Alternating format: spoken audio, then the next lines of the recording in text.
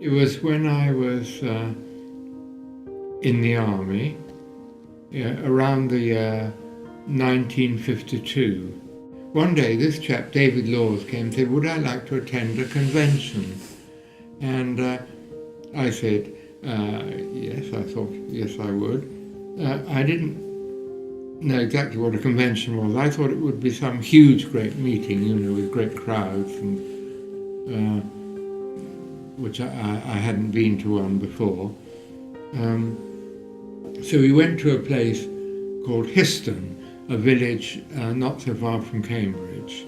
Anyway, we got to Histon, and to my surprise, there wasn't all that many people there. There were only about sort of 20 plus, perhaps 24, maybe as many as 30, I can't be quite sure. And it was all sprung from the connection the church had with the Rwanda mission, CMS Rwanda. One of these returning missionaries, whose name was Bill Butler, gave the talk on the 2 nights that I attended. He described the sin as a pit into which everyone falls, and he drew it very simply on the blackboard with 3 lines, and in the bottom of the pit was a little pin man trying to get out. And the poor pin man tried to climb up the side, but it was too steep, and he had a little ladder, which I think represented his own efforts to please God, but the ladder didn't reach up high enough, so he was well and truly stuck at the bottom of the pit.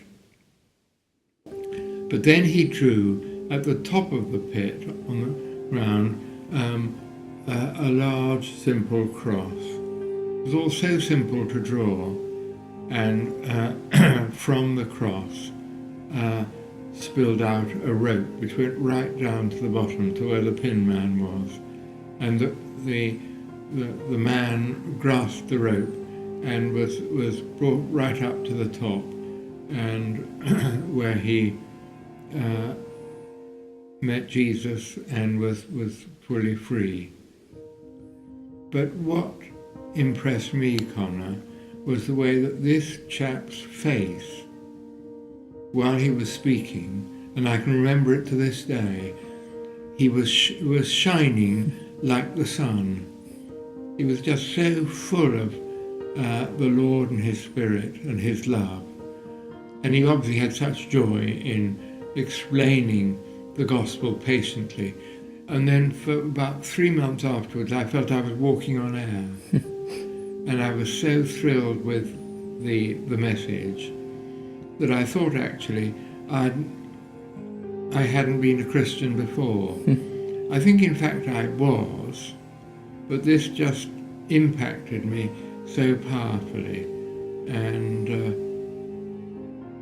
I don't think I've ever fully recovered from it. It's been the joy of it, when I think about it, has never left me. And I think that actual occasion was a great help to me when we went out later to serve God in East Africa.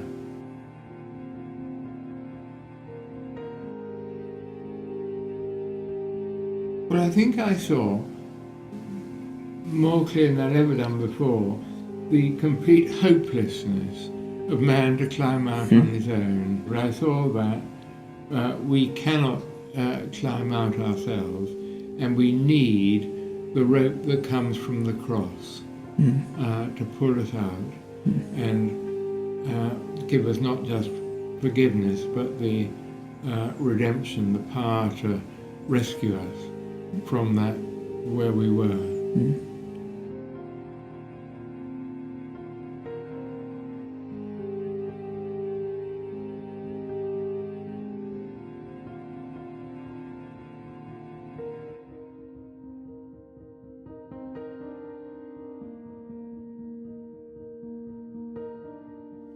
Probably if I had to pick quickly, I would say the same as a million other Christians would say, and that is the incomparable value of meeting the Lord every day.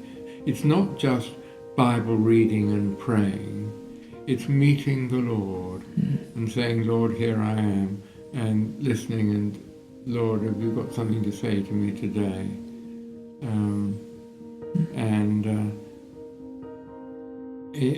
It's good, I think, if one can manage to do that at the beginning of the day rather than the end.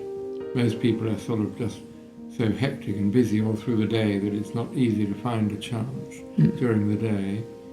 Aim to have a meeting with the Lord, because He loves to meet with us. He loves to talk with us. And so many Christians don't realise that. They think God is there, and they even think He may have instructions for them, but they don't think of it as a meeting with Him, the one who loves our soul, who loves us infinitely, and who forgives us again and again, and it never gets tired of us.